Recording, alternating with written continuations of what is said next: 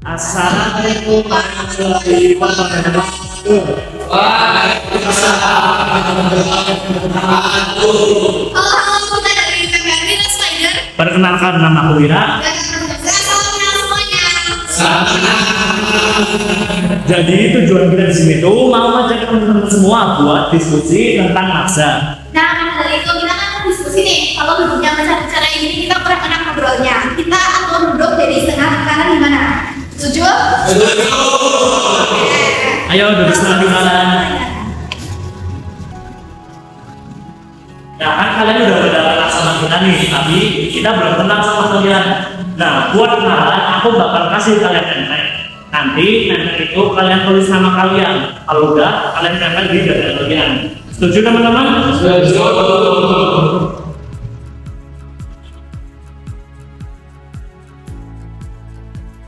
Nah kan kalau kayak gini udah pada kenal nih, kita kan jadi enak buat nyapa-nyapanya.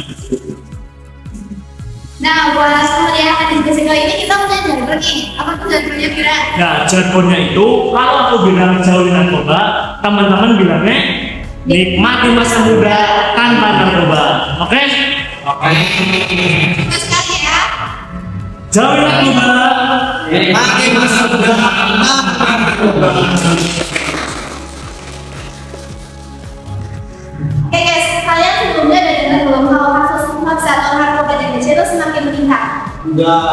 Nah, udah kan, apalagi dengan sama poster peningkatan narkoba itu udah nggak asing buat kita. Data dari pemerintah juga menyebutkan bahwa penggunaan narkoba di Indonesia itu berasal dari kalangan kita, kalangan usia 15 sampai 35 tahun. Nah, maka dari itu, tujuan kita sini itu mau diskusi dan ngasih tahu ke teman-teman tentang seberapa bahaya sih itu nafsa. Tapi sebelum itu, kalian udah pada tahu belum apa itu nafsa? Belum. Nah, kalau belum tahu, aku bakal minta tolong salah satu dari kalian buat bacain pengertian dari nafsa. Ada yang mau? Oh, Oke, boleh. nafsa adalah zat aditif yang dapat mengakibatkan gangguan kesehatan fisik, psikis, dan fungsi sosial karena mempengaruhi kerja otak dan saraf pusat. Nah, bener banget. Jadi nafsa itu sebenarnya adalah singkatan teman-teman. Singkatan dari narkotika, psikotropika, dan zat aktif lainnya. Dan zat-zat berbahaya itu mempengaruhi kerja otak dan saraf pusat. nah kalian kan udah tahu kalau nafsa itu dari narkotika, psikotropika, dan zat aditif. Nah, sekarang aku bakal jelasin pengertian dari masing-masing zat ini. Pertama, narkotika. Narkotika ini adalah zat yang bekerja pada sistem saraf pusat yang mengurangi rasa sakit dan menyebabkan euforia. Nah, kalian udah ada yang pernah dengar belum kata euforia? Pernah. Apa tuh? Kayak waktu pas menangkan ya. Nah, betul. Dari contoh itu bisa disimpulkan bahwa euforia adalah rasa bahagia yang meluap-luap. Selanjutnya psikotropika.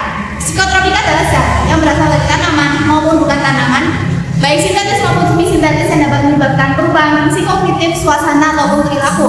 Sedangkan zat aditif adalah zat selain narkotika dan psikotropika yang dapat menyebabkan ketergantungan. Nah, lalu aku bakal bacain 4 golongan nafsa yang paling sering disalahgunakan. Yang pertama adalah halusinogen. Halusinogen adalah jenis psikotropika yang mempengaruhi aktivitas otak. Jadi penggunanya itu merasa berhalusinasi yang berlebihan. Jadi ini mempengaruhi pikiran dan perasaan seseorang. Contoh dari halusinogen adalah lysergic acid diethylamide atau disingkat LSD. Nah, obat ini biasanya berbentuk kertas kotak seperti perangko. Biasanya penggunaannya itu ditempelkan di lidah dan akan bereaksi 30 sampai 60 menit. Lalu ada phencyclidine, biasanya berbentuk bubuk putih halus yang cara penggunaannya itu dilarutkan dalam air atau alkohol lalu diminum. Lalu ada depresan.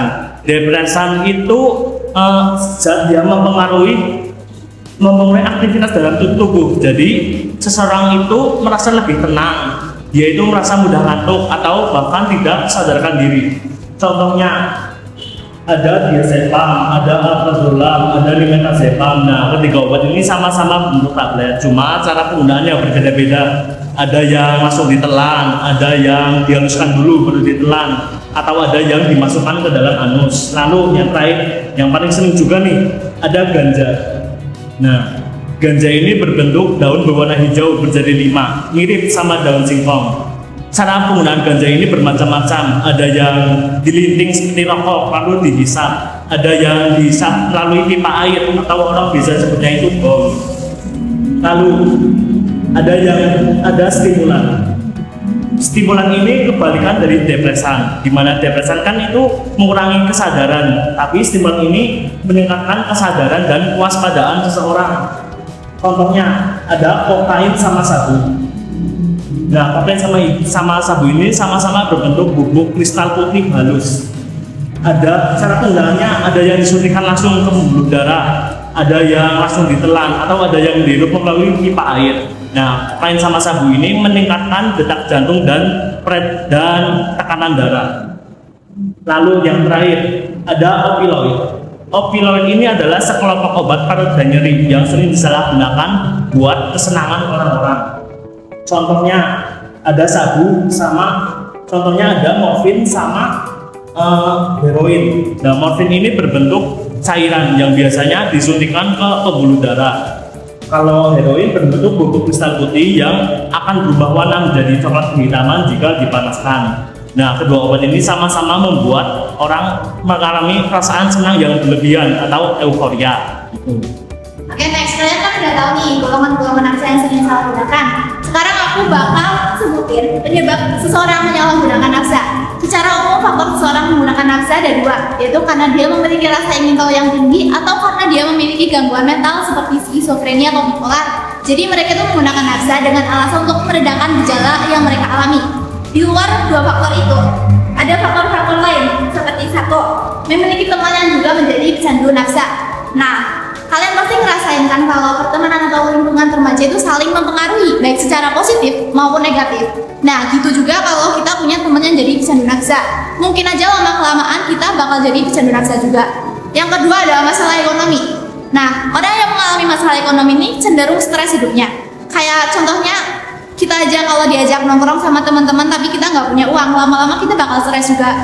Nah, apalagi orang yang mempunyai masalah ekonomi yang lebih besar, stresnya lebih besar juga. Orang yang nggak punya pemahaman yang dalam tentang bahaya negatif nafsa itu bakal lebih memungkinkan orang tersebut terjerumus ke nafsa. Nah, selanjutnya ada bermasalah dengan hubungan pasangan, kerabat, ataupun keluarga. Nah, orang-orang itu adalah safe zone kita, tempat kita nyaman buat ngadu, buat minta saran, buat minta nasihat tanpa kita takut dijudge. Nah, kalau kita bermasalah dengan mereka, kita bakal ngadu kemana coba kalau nggak ke mereka? Tuhan. Nah, betul nih. Ini bisa jadi opsi buat kita daripada lari ke nafsa, mending kita lari ke Tuhan, tingkat iman, jadi kita nggak ngerasa sendirian. Lalu aku bakal bacain dampak dari penggunaan nafsa. Nafsa itu sebenarnya legal buat teman-teman boleh digunakan asal dalam keperluan medis. Namun nih, banyak orang yang menyalahgunakan nafsa sehingga dapat berakibat buruk bagi kesehatan fisik maupun psikologis seseorang itu. Contoh dampak buruknya yang pertama ada kerusakan organ. Nah, penggunaan jangka panjang nafsa itu dapat merusak organ-organ penting dalam tubuh. Contohnya ada jantung, paru-paru, hati, sama ginjal. Lalu ada penyakit menular. Nah, kan salah satu penggunaan nafsa itu dengan cara disuntikan ya teman-teman. Kalau jarum suntiknya itu kurang bersih atau kurang higienis, itu akan memicu penyakit menular seperti HIV atau AIDS. Lalu ada perubahan perilaku. Nah, rata-rata pecandu nafsa itu dia itu akan menarik diri dari keluarga ataupun teman-temannya, dari dia itu akan mengucilkan diri gitu, merasa lebih enak sendirian gitu. Jadi yang tadinya dia itu ceria, yang dia itu happy, sekarang mungkin jadi pendiam, jadi pemurung, jadi penyendiri gitu. Lalu ada masalah ekonomi. Nah, kan penggunaan nafsa itu memicu produktivitas dalam tubuh tuh. Jadi penggunanya itu merasa lebih lelet, lebih males-malesan kerja atau bahkan nggak mau kerja. Terus juga penggunaan nafsa itu dia terus pecandu nafsa akan membeli obat-obatan terlarang secara terus-menerus sehingga itu akan menguras keuangan mereka sehingga memicu kriminalitas. Nah, pengguna nafsa itu juga akan melakukan berbagai usaha atau upaya apapun untuk mendapatkan nafsa itu sendiri. Nah, tapi sebelum lanjut ke materi, untuk meningkatkan semangat dan konsentrasi kalian, kita bakal adain ice breaking nih. Setuju apa enggak? Setuju. Nah, kalau setuju, aku bakal jelasin cara mainnya. Pertama, kalian bikin 2 orang pasangan-pasangan. Terus kalian duduk hadap-hadapan. Yang satu tangannya kayak aku, yang satu kayak Wira. Aba-aba ke-1, tangan kalian itu menjauh. Aba-aba kedua, tangannya mendekat. Aba-aba ketiga, kalian tekuk. Nah, kalau kena berarti aku menang. Kalau misalnya nggak kena, dia yang menang, atau gue yang menang. Oke, kita coba ya. Satu,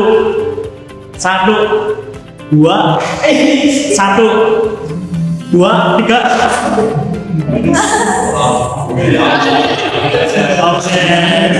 Gimana udah tes lagi belum? Udah, kita bakal next ke pembahasan selanjutnya. Wira tadi kan udah jelasin bahaya dari nafsa. Sekarang aku sebutin pencegahan dari penyalahgunaan nafsa. Pertama yaitu, bisa lihat di sini, jangan tergoda untuk menggunakan nafsa. Sekalipun kalian diajak sama orang-orang terdekat kalian, misal teman, sahabat, ataupun pacar kalian harus tetap berani menolak, bilang nggak mau. Sebaliknya kalian juga bisa menasehati tanpa terdengar lagi menggurui atau apalagi sampai menjudge. Lalu kedua di sini, pelajari lebih dalam mengenai dampak negatif nafsa. Nah, seperti yang udah Mira sebutin tadi bahwa dampak negatif nafsa itu melebar kemana-mana kan. Pertama aja kecanduan. Terus habis kecanduan bisa mengakibatkan kemiskinan. Kemiskinan bisa menyebabkan kriminalitas.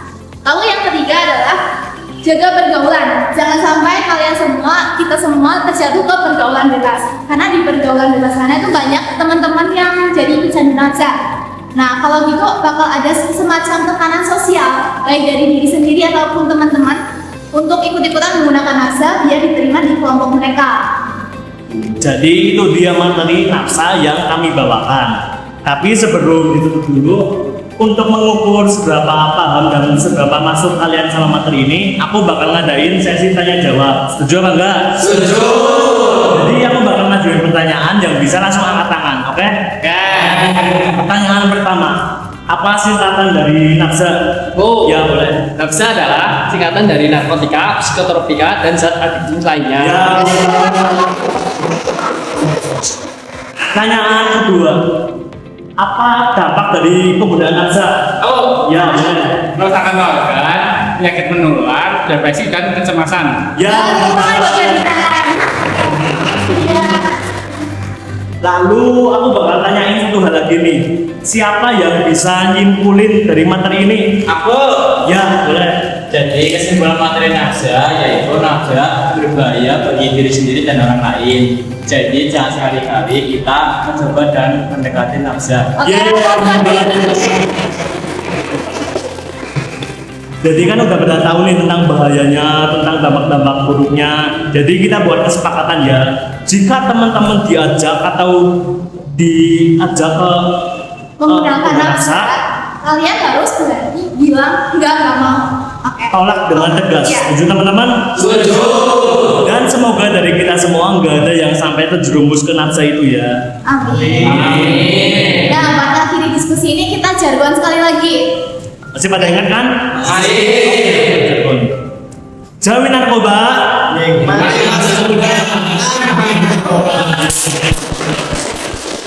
Sekian diskusi kita hari ini. Makasih buat partisipasi kalian, berkat kalian diskusi kali ini jadi nyenengin banget. Aku dan Mira undur diri. Wassalamualaikum warahmatullahi wabarakatuh. Waalaikumsalam.